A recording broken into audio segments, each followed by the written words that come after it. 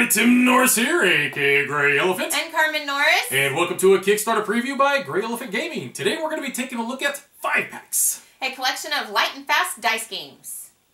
Alright, the first game we're going to be taking a look at is Trapped. Now the story of this one is that two renowned thieves have found themselves hunting the same treasures year after year. Now, for the first time, they find each other face to face in a warehouse of expensive goods. And the only option is for one to stop the other from hoarding all the merchandise. So, this would be my thief and this is Carmen's. And this would be our respective starting spaces in these squares. Now, the very first thing you would do on your turn is you would slide your thief one way or the next, orthogonally in a straight line. So if I wanted to, I could slide him over here. And as soon as he hits a wall or another crate, he would then stop movement. What do I mean by that? Well, after you're done moving, you will then place a crate orthogonally as well, which would be left, right, up, or down, and then you would kick it. So, and then it would stop whenever it hits a wall or another crate. Once that's done, then the other person would do the exact same thing by sliding their character and then placing their crate on, starting with the number one value die and working themselves up. Slide again, put a crate on, and kick it. The other person would do the same thing until each person had all of their dice on the board. So once all the dice, let's say they're all on here, okay? And let's put that one there. Let's put that one there, okay? What would happen at this stage is that then I would roll this die, and that would then determine which one of my little crates I would kick, okay? So the first thing I would do is I would slide, I would roll this die, and I rolled a 3. So I'd pick up my number 3, I would set it here, and then, uh-oh! This is how the end game would trigger, because I could set it right here, kick it, and oop, hits that wall. Now Carmen, because she cannot, at the beginning of her turn, slide her character, that means she would be eliminated, and I would automatically win. In Save the Princess, you play one of two brave heroes in a race to defeat the monsters and make it to the castle where the princess is trapped. Set one token of your color on the health track. Then set one on the first location, and one on the health track for the monster. In this case, the octopus at location 1 has 10 health points. Now players attack the monster at the same time, choosing 1 to 3 dice to roll. Tim rolled 12 with 3 dice, and so for him the monster is defeated. I rolled a 7 with 2 dice, so I'm going to subtract 7 from the monster's health and roll the same number of dice for the monster's counterattack. This is going to result in 5, which is going to subtract that from my health. Now, because Tim moved ahead of me to the next location, I get a reroll, so I'm going to set a special die to 1 to show that I have this reroll available. Now, because one of the players has reached location 2, we have a duel in which we roll off. The player to win the duel gains a reroll. For the next round, Tim is fighting the direwolf, so his health marker on the monster card is going to move to 14. He chooses how many dice to roll, and he hits the direwolf for 12. Now the direwolf is going to attack back with 3 dice. In this case, you might see the direwolf is going to roll a 1. Any 1 makes the entire attack miss, so that was lucky. I will roll 1 dice because I'm afraid I'm going to roll a 1. So I roll 1 dice, and oh no, what if I get a 2? That's not going to kill the monster, so I'm going to use my reroll and go ahead and try again. This works, so I move on to the next location. Play continues until one of the players defeats the black dragon and reaches the castle first. Alright, and here is horse racing. The story of this one is that news has been slow, with crime rates having all but disappeared and weather staying extremely perfect for week after week. Journalists everywhere are crying out for something exciting to report, and many have decided to settle their focus on finding the next Seabiscuit story. Therefore, there is a brand new horse race with a bigger cash prize and more prestige than ever. The Triple Crown races. To win this race would mean everything, not just for the winner, but to the people in the world who have been waiting for something exciting to finally happen. So, how do you win this one? You have to be able to get both of your dice, or your horses, of your same color, each around the board and a lap. Once you get both of them across the finish line, you win. You have to be the first player to do it. Now, each of us will be given 4 of these obstacles that we place onto the board at the beginning of the game. I have 4 blue ones and Carmen has 4 red ones. Now, these obstacles are there to, well, just be that, obstacles. Now, we all both have 6 dice here that we share, and the way you move your horses is you're going to roll these dice, and then you're going to put them into pairs if you want, or you could put them in different numbers. So for instance, what I mean by that is I have 2 pairs here, which means that if I wanted to, I can move both my horses 2 spaces.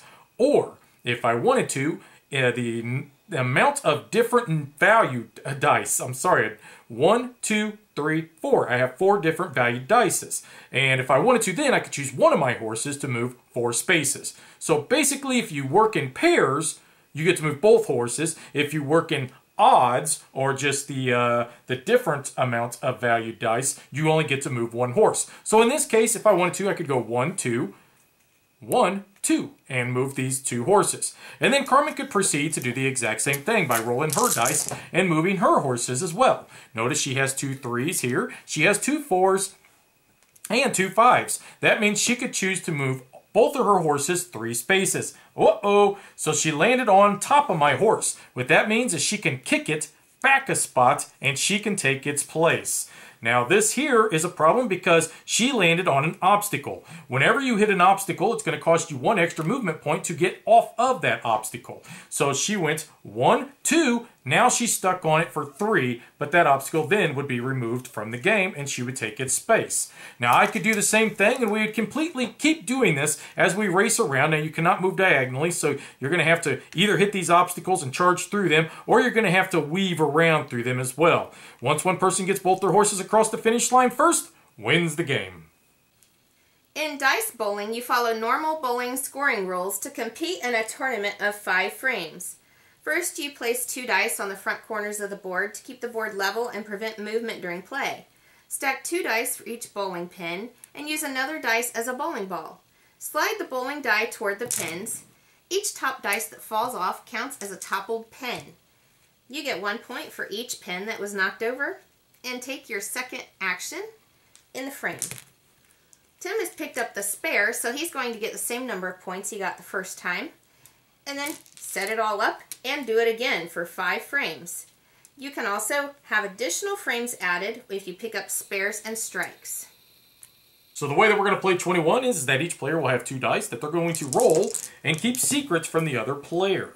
Then you will roll another die, and if you decide with starting with the first player to hit. So I hit, and I will roll a die and place it there. And then Carmen can decide if she is going to hit as well. Then, if I wanted to, I could say hit, and I can do it again. Hit. I will do it one more time. Hit. Okay. And now I will stay. I'm going to press my luck and hit. Oh boy, let's see. Now each player will reveal. Now, do you stay? I stay. All right, so each player will reveal their hand. I have 11, 12, 13, 14, 15, 16, 17, 18, 19. What do you have? I have 20. You have 20. So she is closest to 21, which means then she would gain 2 points. Okay? Now let's say by some miraculous fate she would have actually hit 21 exactly. Hit 21 exactly, you get 4 points. In the case of a tie, nobody gets points. Alright, now what would happen is that each of us, we start out with 50 rolls, which means now we're going to subtract the number of dice that we did roll. So I would lose 1, 2, 3 of mine, and she would lose 4 of hers. You would continue until one person has less than 2 rolls left on the score tracker here. When that occurs, you would then go into the final scoring, and the person who has any rerolls left would also get to add that to their score. So let's say if Carmen only had 1, but I had 5, I would then get to add that many more to my score and hopefully come back for the win. Alright, so we got 5 others here that were sent to us, and we thought we'd just give a quick description. We do have football, and the way that this would work is that one player would play offense and the other one would play defense, and then offense would have 4 attempts to try to score a touchdown, while defense would try to prevent them and then hopefully take over the ball, and then they would have 4 turns to try to score a touchdown.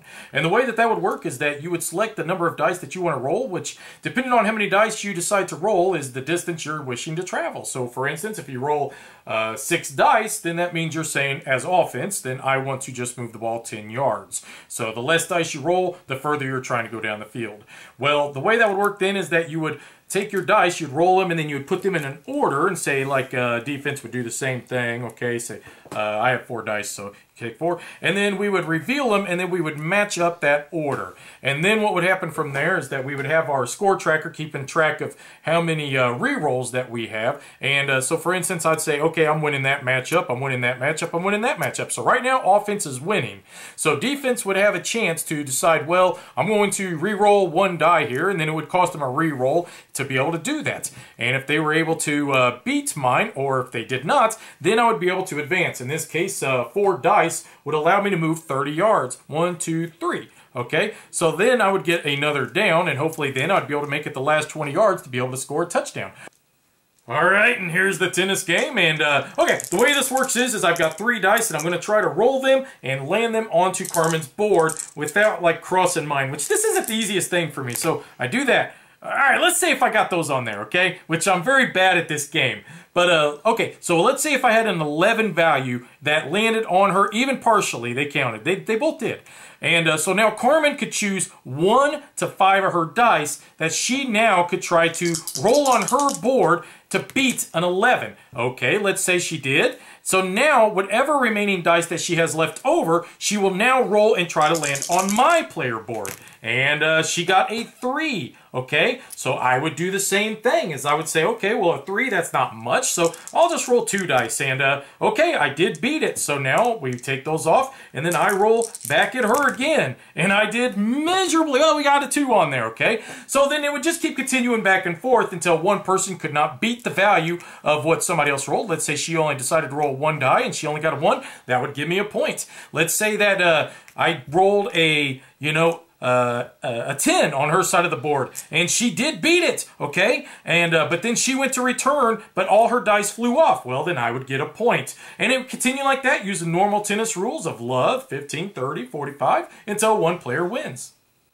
All right, now we're taking a look at marbles, and the way that this one works is that each of us have 7 dice, and we're going to slide. So we'll make Carmen starting player, so she would slide her die up, and we're trying to get into the center area. Then I would take a turn. Oh, I went off, and then it would be her again, and then, oh, you're cheating. Okay, go ahead. And we continue doing this with all 7 dice until we get all of them on there. And, ooh, that was a good one. And, whoop, oh, man. So far I'm winning. Oh, that was a good one. And okay, so now what we do is we look at the blue and the red one to see which one of us is closest to the center, and it looks like Carmen's red one is right here. So we take them off the board. That would give Carmen 1 point. And then we'd continue doing this for a total of 6 rounds to see who would end up having the most scores. So let's do one more quick round real quick. So Carmen, you go ahead and go first. Okay, just real quick. If we choose to flick instead of slide, then we would score whatever is the value on of the value of the die. Exactly. Which it's easier to slide right now, because if I start flicking, I'm going to be probably breaking a window or something like that. Ooh, that was a good one. And I'm going to definitely score this one here. So one more. Oh, I almost grabbed your die and started flipping it. Carmen's got one more, which floop. All right. Oh, she beat me again. So that would give her another point. So we'd have 4 more rounds, and then whoever would have the highest score would win. Okay, let's take a look at Morph Chess. Capture your opponent's value 6 die first. The value 6 die is equivalent to a king and moves 1 space in any direction. 5s are like a queen, which moves any number of spaces on diagonals and straight lines. 4s are like a rook, which moves any number of spaces in a straight line. And 3s are a bishop, which moves any number of spaces on a diagonal. 2s are like a knight, which moves 2 spaces away and 1 to the side in an L shape. And then 1s are like a pawn, which move forward 1 space and capture 1 space diagonally. If you land on another piece, it is captured and removed from the game. Now, the difference between this and regular chess is you really don't have a choice as to which piece you're going to move. What you're going to do is actually roll your movement die, and whatever you roll is the piece you're going to move.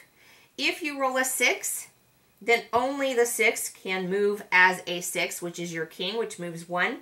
But if you roll a 1 through 5, either that piece may move, or you may move your 6 like that number. So let's say I roll a 5. I'm going to be able to move my 6 like it were a queen. The 6 must move like the piece that was rolled if you roll a number that has already been captured. Let's say my number 3 is gone. I roll a 3. Now I'm going to move my 6 like a 3, which is equivalent to a bishop, so I'm going to be able to move it on the diagonal. As soon as you capture your king of your opponent, then you win. Okay, in dodgeball, teams compete to be the last one standing. You win by eliminating every player on the opposing team via hitting them with balls or catching their throws. First, you start off with a face-off. Each player rolls a die. Whoever rolls the highest is going to be able to move their player into the middle of the field and grab the ball. Then you're going to take turns moving. Let's see, I'm going to move this player here. And then I'm going to pass the ball. In order to pass the ball, you just have to be close and pass it on. And let's say I'm going to choose to throw the ball now. I'm going to roll 3 dice. Then I'm going to choose 1 to 2 of the dice to throw the ball at my opponent. I'm going to choose this 3 because it's going to go 1, 2, 3 and throw it at that guy. Then I'm going to choose one of these dice to be the attack. So this is a 4. Tim has rolled a 2. Therefore, this player is going to be eliminated. Tim is going to use standard movement in order to get the ball, and each time he moves, I get to move 1 as well. And now he's going to roll 3 attack dice in order to throw the ball. I am 5 spaces away, so he's going to throw at that guy. And he's going to use a 4 as an attack, so I'm going to roll my defense.